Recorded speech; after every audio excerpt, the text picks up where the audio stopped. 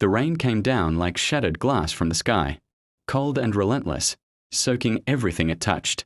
On that bitter evening, Aisha stood at the doorway of her modest home, her arms folded tightly across her chest, her face hardened by years of silent resentment. The thunder roared above her, echoing the storm that had long been building in her heart. "Get out," she said, her voice trembling, not from fear, but from anger she had carried for too long. In front of her stood her husband, Rahim, his clothes already damp from the rain. Beside him, their 2 children clung to his sides, confused and frightened. Little Zan held onto his father's hand, while 8-year-old Hira silently wiped her tears. "Aisha, please," Rahim said softly. "It's not safe for the kids." "I said leave," she shouted, cutting him off. "I'm tired of this life, Rahim. Tired of your empty promises, your failures. You've given us nothing." Those words pierced deeper than the cold rain ever could. Rahim lowered his gaze, his silence misunderstood, as it always had been. To Aisha, Rahim was a man who had never succeeded. He worked long hours, yet they barely made ends meet. He dressed simply, spoke humbly, and never defended himself when criticized. Over the years, her disappointment had turned into bitterness. But what she didn't know was the truth. Rahim had always hidden his real identity. He wasn't poor, not even close. He was the quiet owner of a multinational company worth billions, a man who had deliberately chosen to live a modest life to test something far more valuable than wealth, love, loyalty, and character. Years ago, Rahim inherited a massive empire, but instead of revealing it, he disguised himself as an ordinary man. He wanted to build a life grounded in sincerity, not money. When he met Aisha, he believed she loved him for who he was. For years, he held on to that belief. Until tonight. The rain intensified as Aisha slammed the door shut behind them. The sound echoed like the closing of something far more permanent than wood and hinges. Outside, Rahim stood frozen for a moment. Then he gently placed his hand on Hira's head. "It's okay," he whispered. "We'll be all right." "But Baba, where will we go?" Zarin asked, his voice trembling. Rahim forced a small smile. "Somewhere warm." As they walked away into the storm, their figures blurred by rain and darkness, Aisha leaned against the door on the other side, breathing heavily. For a moment, just a moment, doubt crept into her heart, but pride silenced it. "He'll come back," she muttered to herself. "He always does." But this time, Rahim didn't turn back. That night, something irreversible had begun. Not just separation, but revelation. The car that arrived was unlike anything the children had ever seen. A long, sleek black vehicle stopped beside Rahim as he stood under a dim streetlight, shielding his children from the rain with his own body. The door opened silently, and a man in a sharp suit stepped out, holding an umbrella. "Sir," he said respectfully, lowering his head. "We've been looking for you." Zarin and Hira looked up at their father in confusion. "Baba, who is this?" Hira asked. Rahim sighed quietly, as if carrying the weight of years in that single breath. "It's time," he murmured. The man extended the umbrella over Rahim and the children, shielding them from the storm. Another assistant opened the car door. "Please, sir, everything is ready." Rahim hesitated for a moment, glancing back in the direction of the home they had just left. Then he stepped forward. Inside the car, the warmth wrapped around them instantly. Soft lights, leather seats, and quiet elegance surrounded them. Zan's eyes widened. "Baba, is this ours?" Rahim looked at his children, their innocent faces filled with questions he could no longer avoid.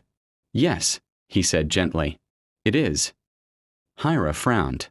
"But I thought we were poor." Rahim reached out, pulling both children closer. "I never wanted you to think that money defines us," he explained. "I wanted you to grow with kindness, not pride." The car began to move, gliding through the rain like a silent promise of something new. Within an hour, they arrived at a grand estate, one so vast it looked like something out of a dream. The gates opened automatically, revealing a mansion illuminated with golden lights. Zan gasped. "Baba, Is this where we live now? Raheem nodded slowly. Yes. As they stepped inside, staff members greeted them respectfully. Warm towels, fresh clothes, and hot food were brought immediately. But Raheem didn't feel relief. He felt something else. Pain. Because even with all this wealth, something important was missing. Back at the small house, Aisha sat alone in silence. The storm outside had quieted, but inside her heart, something felt unsettled.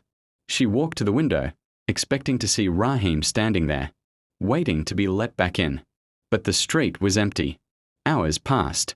Then morning came. And still, no sign of him. For the first time, unease began to replace her anger. He should have come back by now. She whispered. She didn't realize it yet, but the man she thought she understood had just walked out of her life, not as a failure, but as someone she had never truly known. Days turned into weeks, and Aisha's life slowly began to unravel.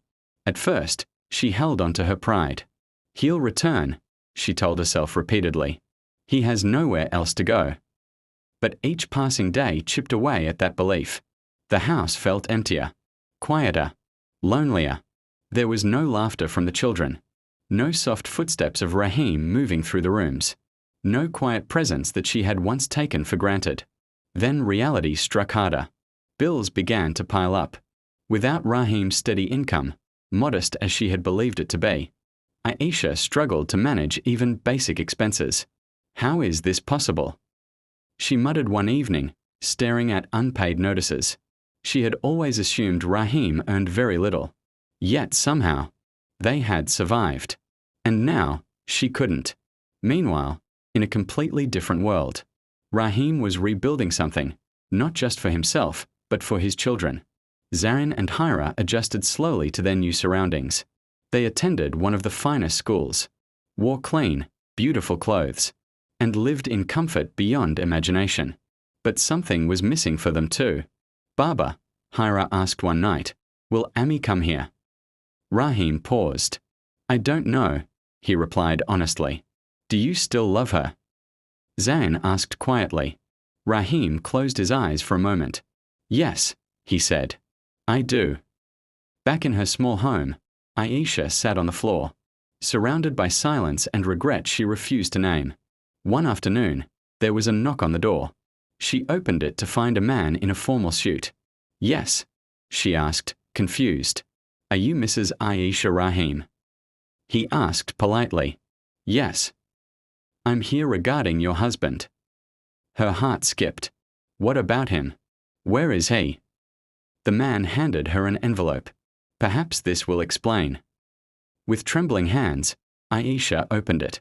Inside were documents, photographs, news articles. Her eyes scanned the page, then widened. No, this can't be. The name printed clearly. Raheem Khan, CEO of a $14 billion global corporation.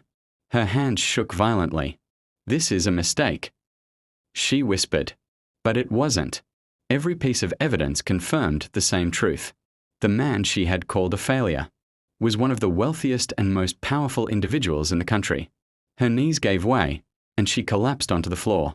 Memories flooded her mind. Every harsh word, every insult, every moment she had dismissed him. Tears streamed down her face. What have I done?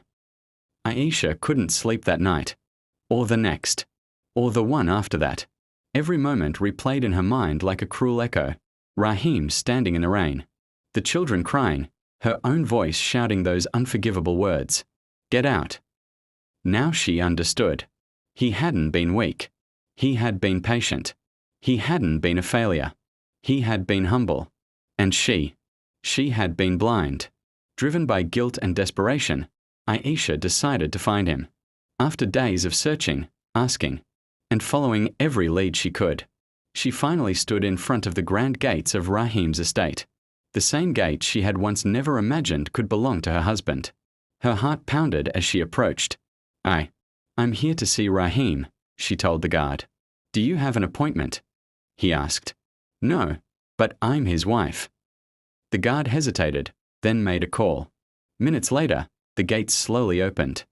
Aisha stepped inside, her legs trembling with every step. The mansion stood before her like a silent judge. When the door opened, she saw him. Rahim. Dressed simply, as always. Calm. Composed. But different. Stronger. Aisha, he said quietly. She broke down instantly. I'm sorry. She cried. I didn't know. I didn't understand. Rahim looked at her, his expression unreadable. It wasn't about the money, he said. I know that now. She sobbed. I was wrong. Please. Give me another chance. For a long moment, there was silence. Then Hira's voice echoed from behind. Emmy. Aisha turned, seeing her children standing there. They ran into her arms. And in that moment, everything she had lost became painfully clear. Forgiveness is never easy. And trust, even harder to rebuild. Rahim didn't make a decision that day. Or the next. He allowed time to speak. Aisha stayed, not in luxury, but in humility. She helped around the house, spent time with the children, and slowly tried to prove that she had changed. Not with words, but with actions. Days turned into weeks, and something began to shift. One evening, as the sun set over the estate, Rahim found Aisha sitting quietly in the garden.